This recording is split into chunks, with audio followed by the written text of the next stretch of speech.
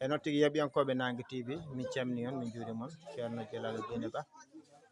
e sette muɗum machallah wondude ganduɗa ko Foutankoɓe men arɓe ɗo e Guelel Diago Ndiaye en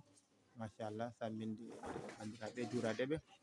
ɗo e Guelel Diago Ndiaye machallah on beltanima fe machallah bisimilla mabɓe machallah bisimilla setto no moƴƴi machallah Djeynaba Dine Mahamoud Dine fe machallah bisimilla bandiraɓe on jiiɗi wadde abonné partagé machallah heɓe abonné ceerno wiyetemo Nangue TV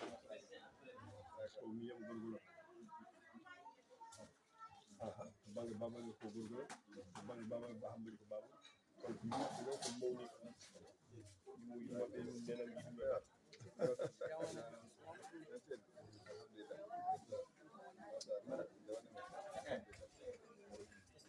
Souleymane Abdallah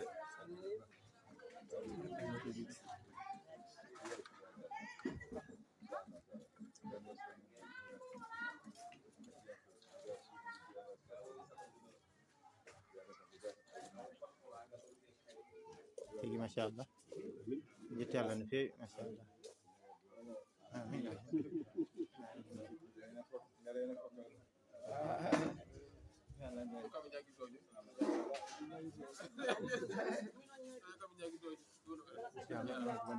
ñaagi duwaw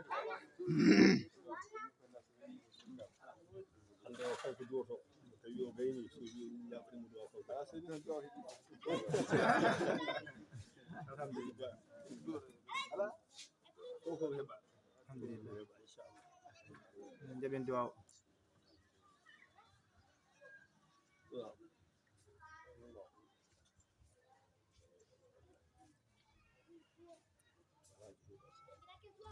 alhamdulillah rabbil alamin non hay Nangue TV jaaɓi duwaw machallah alhamdulillah rabbil alamin jetti Allah no fewi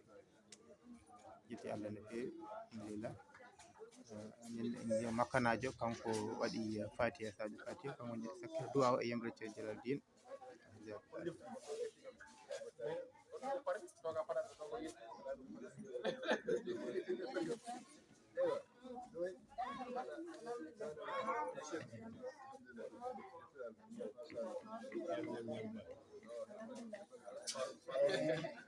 machallah bandiraɓe en garta goto goto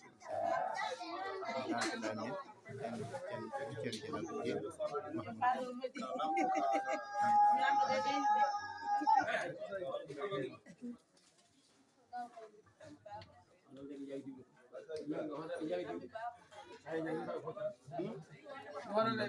abonné machallah e chaîne men YouTube Nangue TV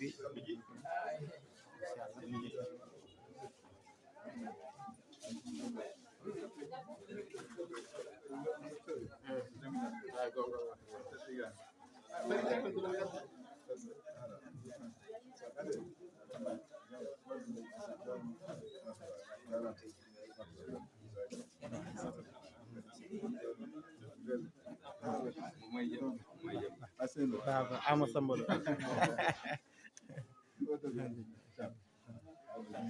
Sar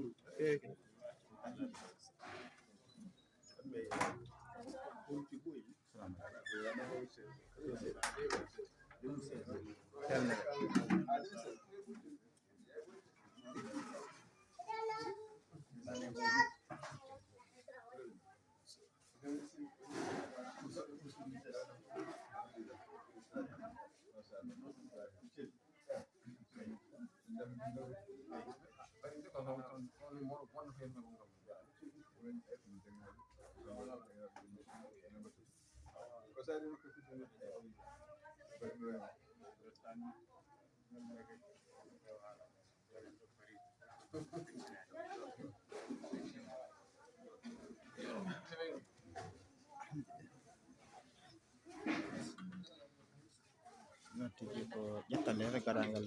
ceerno Dieynaba Diine Ba galle Diamo Ndiaye machallah min jetti hen Allah no fewi no fewi min jettinen kadi no fewi no fewi machallah men abonné mbaɗen j'aime machallah e ceerno Toubanague TV en jetti min jarama kala kuuɓal nelde jarama on jarama ko ñalaw men aset capantati lewru juillet taw ujunere 2020 machallah beltanama no fewi no fewi tinodiren nanggodiren jiiɗen banggue ko jiiɗanɗa hoore ma Allah jarama